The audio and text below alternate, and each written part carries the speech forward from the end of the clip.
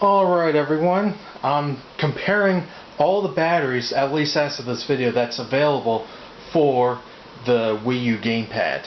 Now, this one here is the stock one that comes stock when you buy a Wii U console.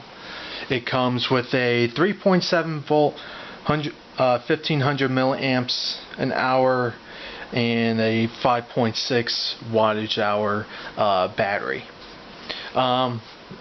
It did the job, but honestly this battery is just way too small, and it's apparent that Nintendo cheaped out because they released a high capacity battery, but at least here in the United States it's not officially released here. This I actually imported from Japan. This is the Nyko version. This is the one that I started basically bashing this battery for obvious reasons. The battery itself is not the problem. This connector is terrible, and it just does not hold up. And some people went so far as cutting the wires and taking this one, splicing them together to use this connector for this battery.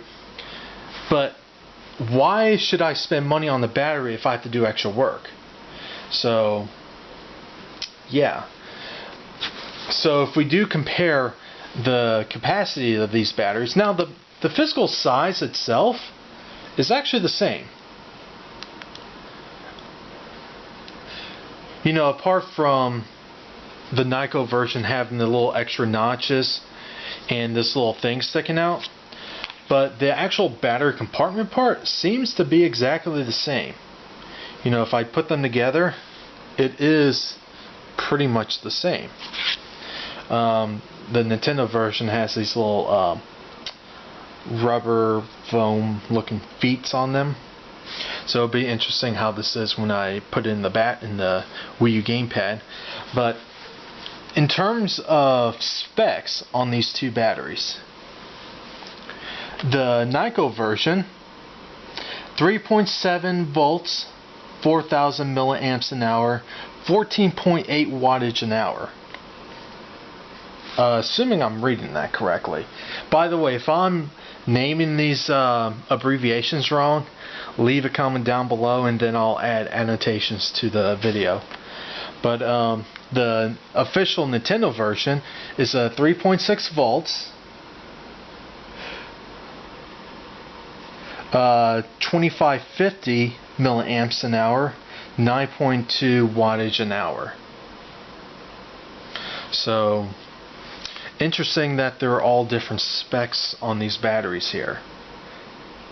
Obviously the volts on these two batteries are the same.